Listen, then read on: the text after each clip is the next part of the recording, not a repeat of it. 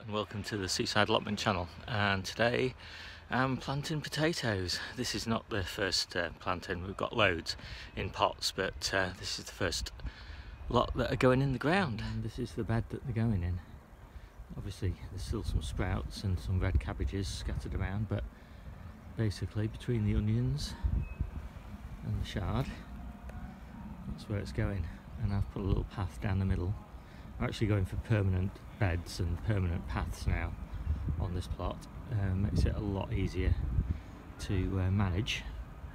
And paths kind of, well, I found it was pretty important last year because I planted without paths, which meant that I had no access basically to the beds to earth up the potatoes, and so I lost quite a lot because they came to the surface. So this year I'm putting little paths in. And I'm just looking at this now, I need to straighten that path a bit. I can't cope with things that aren't straight. Anyway, see you soon. So this is the potato bed roughly laid out. This first block here are Charlottes, and they're going to be left in the ground to grow big as baking potatoes, and there's Charlottes over there as well on that first block.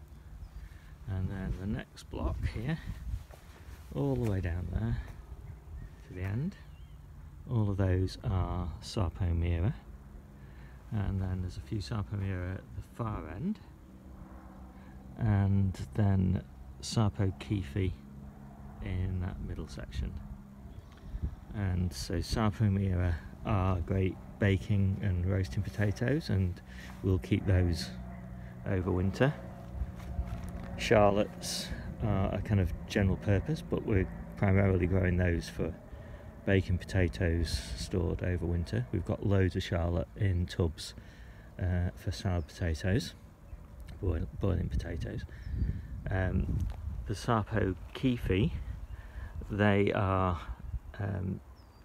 also boiling potatoes.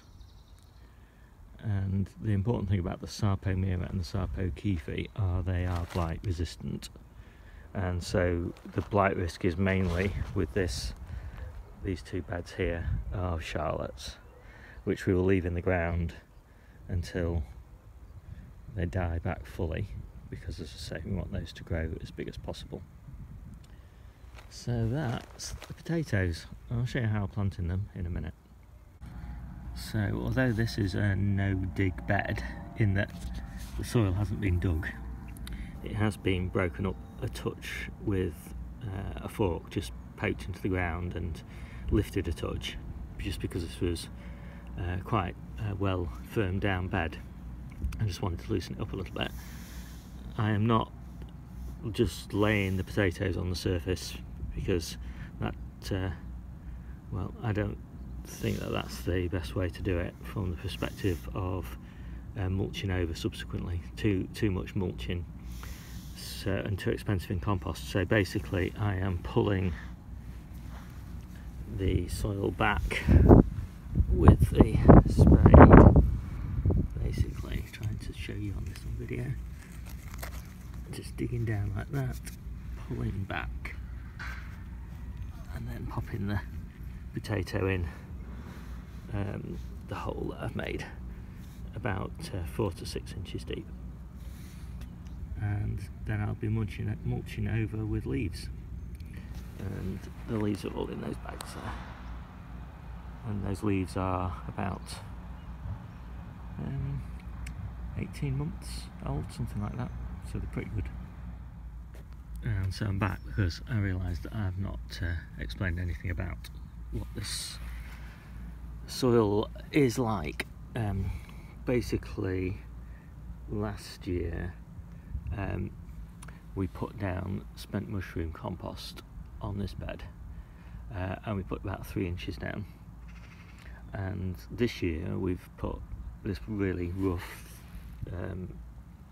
fairly well composted horse manure, and probably put about 2 inches of that, maybe 1 inch of just my compost as well. So maybe this bed in total over the last 2 years has had 4 to 6 inches of compost down on it.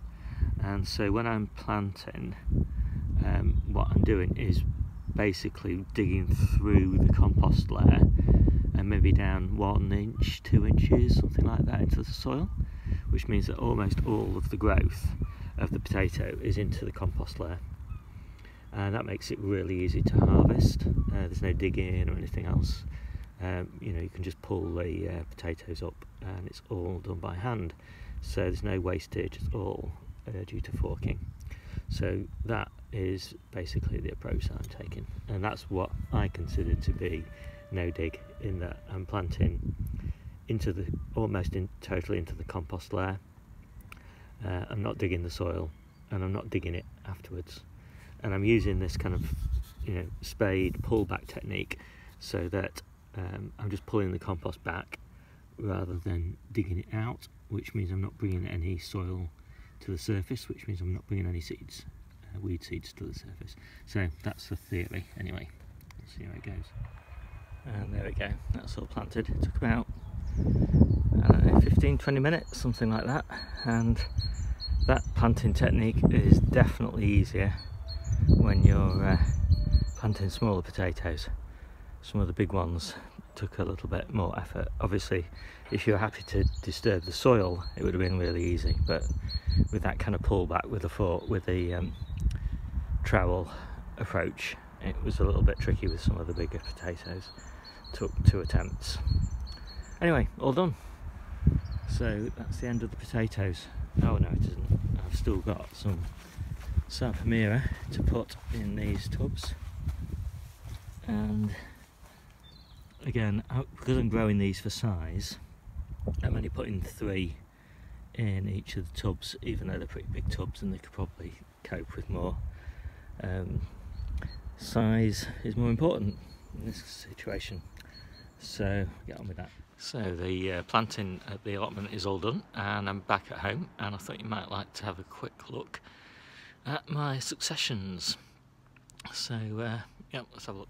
So these are Charlottes, and these are the earliest of my potato plants, and I started those for the first 2 weeks, I think, in the conservatory, and they were just stuck underneath the desk, no light, just a bit of heat, and it's unheated, the conservatory, at this time of year, but it brought them on, and then as soon as I could, I moved them outside, because my theory, which is not proven yet by practice, is that potatoes don't really like the big fluctuations of temperature that you get if you have them in a greenhouse or the conservatory or the polytunnel or something like that. That might be complete and utter rubbish, but I didn't seem to like it last year, so basically they've just sat outside. Now obviously we've had some hard frosts, and so I just put these containers over the top just to protect the foliage. And then my next succession is here, just breaking through, and they're Pentland Javelin, and then I've got a whole load of Charlottes down there, and they're just breaking through as well. And I've got some Arran Pilot as well, and then over here, which I've just planted a few days ago, loads more Arran Pilots, and they're just going to sit there in that shady area really at the back until they break through, and then they'll move into a sunnier spot. So plenty of first earlies and second earlies here on the patio, and that's why I've only just planted my second earlies and main crop on the allotment, because I've got plenty here. Okay, well, I shall see you soon. Bye.